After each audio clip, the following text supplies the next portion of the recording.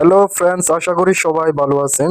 যে online techniques এর পক্ষ থেকে আপনাদের সবাইকে স্বাগতম। ভিডিওর থাম্বনেল দেখেই বুঝতে পারছেন কি নিয়ে আলোচনা করব। কিভাবে প্রিন্টার মেশিন হেড ক্লিন দিবেন, আজকে সেই বিষয়টাই দেখাবো। অনেকে অনেক ধরনের ভাবে কিন্তু আপনাকে দেখাবে, তবে আমি আমার কাছে যেটা সবচেয়ে সহজ মনে হয়েছে সেই বিষয়টা আজকে আপনাদের সাথে শেয়ার করব। আমি এখন মাইক্রোসফট ওয়ার্ডের মধ্যে প্রবেশ করতেছি। আপনি ক্রোম ব্রাউজার অথবা যে কোনো স্থান থেকে কিন্তু এটার মধ্যে প্রবেশ করতে পারেন। যে কোনো একটি পেজ প্রিন্ট দিবেন, অর্থাৎ পেজ প্রিন্টের অপশনে যাবেন। ওয়ার্ডের মধ্যে যাওয়ার পর এই পেজটিকে আমি প্রিন্ট দেওয়ার পর এই যে ইন্টারফেসটি আপনি ওপেন করবেন। আপনি কম্পিউটারের যে কোনো জায়গা থেকে এই প্রিন্টারের যে অপশনটি, এই অপশনটি বের করবেন। অপশনটি বের করার পর আপনি দেখতে পাবেন যেখান থেকে আমরা প্রিন্ট দিই সাধারণত, এই জায়গায় নিচ দিকে দেখতে পাবেন প্রিন্ট পেপারটিস নামে একটি অপশন আছে। এই মিডলের দিক দিয়ে ডান দিকে থাকবে এই প্রিন্ট পেপারটিস অপশনটি।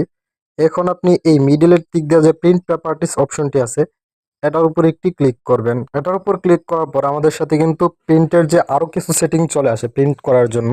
এখন এই সেটিংসটি ওপেন করবেন। আপনি যদি কন্ট্রোল পি দেওয়ার পর সরাসরি এই সেটিংসটি চালু হয় তাহলে তো আরো ভালো। অর্থাৎ আপনি এই যে পেজটি এটার মধ্যে চলে আসবেন খুঁজে। এটার মধ্যে আসার পর উপর দিক দিয়ে আপনি তিনটি অপশন দেখতে পাবেন। এখানে মিনিমাইজ নামে একটি অপশন দেখতে পারবেন 3 নম্বরে। এই যে মিনিমাইজ অপশনটি যখন এটার উপর ক্লিক করবেন, আপনি যখন এটার উপর ক্লিক করবেন তখন আপনি দেখতে পাবেন 2য় নম্বরে হেড ক্লিন নামে একটি অপশন দেওয়া আছে। এখন আপনি এই যে হেড ক্লিন এটার উপর একটি ক্লিক করবেন। হেড ক্লিনের উপর ক্লিক করার পর ছোট করে একটি পপ আপ আসবে আর এই জায়গায় লেখা থাকবে প্লিজ ওয়েট। আপনাকে অপেক্ষা করতে বলবে।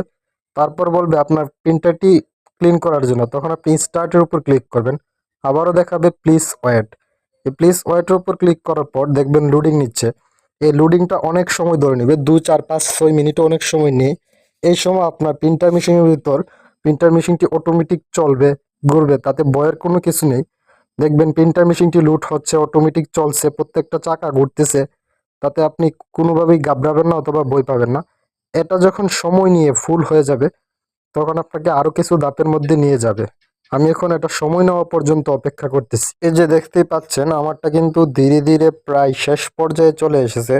এখন আর অল্প একটু বাকি আছে এটা কমপ্লিট হওয়ার। যখনই কমপ্লিট হয়ে যাবে তখন আপনি দেখতে পাবেন ফিনিশ, আপনার প্রিন্টার মেশিনটি ক্লিয়ার হয়ে গেছে। এখন আপনি এই যে বাটনটি আছে এই বাটনটির উপর একটি ক্লিক করবেন। এটার উপর ক্লিক করার পর আপনাকে আবারও কিছু ওয়েট করতে বলবে, তখন আপনি আবারও এই প্রিন্ট অপশনটির উপর একটি ক্লিক করবেন। এই দিক দিয়ে আবারও এই প্রিন্ট অপশনটির উপর নেক্সট অপশনটির উপর একটি ক্লিক করবেন। এই নেক্সট অপশনটির উপর ক্লিক করার পর কিছুটা লুট নিয়ে আপনাকে এ ধরনের একটি ইন্টারফেস দেখাবে। এই জায়গায় দেখাবে যে প্রথম যে জায়গায় আছে দেখেন দাগগুলো একবারে ক্লিয়ার, কোনো প্রকার মাধ্যে কিন্তু কোনো প্রকার কাটা ছেঁড়া নেই।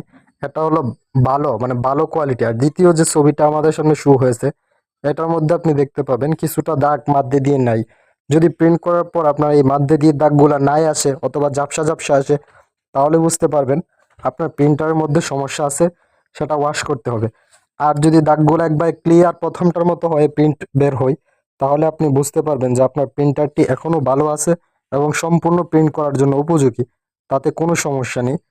তারপর আপনি এই জায়গায় এই প্রিন্ট অপশনটির উপর একটি ক্লিক করলে কিন্তু আপনার প্রিন্টার মেশিন দিয়ে একটি পাতা প্রিন্ট হয়ে বেরিয়ে আসবে। আমি এখন দেখাবো যে আমার প্রিন্টার মেশিন দিয়ে কি পাতাটি বের হয়ে আসছে। এই যে পাতাটি দেখতেই পাচ্ছেন, এই পাতাটি আমার প্রিন্টার মেশিন দিয়ে বের হয়ে আসছে। এই পাতাটির মধ্যে আমরা দেখতে পাবো যে আমার প্রিন্টারের কতটা পেজ আমি দিয়েছি, রঙিন পেজ কতটা দিয়েছি, কালারিং পেজ কতটা দিয়েছি, টোটাল ব্ল্যাঙ্ক পেজ কতটা দিয়েছি, সব তথ্যগুলো কিন্তু এই জায়গায় দেখাচ্ছে। আশা করি বিষয়টি বোঝাতে পেরেছি। যদি কোনো প্রশ্ন থাকে তাহলে কমেন্ট করে জানাবেন। আপনার প্রয়োজনীয় রিলেটেড বিভিন্ন ধরনের ভিডিও আমি আমার চ্যানেলে আপলোড করে রেখেছি, তাই আমার চ্যানেলটি ঘুরে আসার জন্য অনুরোধ রইল। সম্পূর্ণ ভিডিওটি দেখার জন্য আপনাকে অনেক ধন্যবাদ।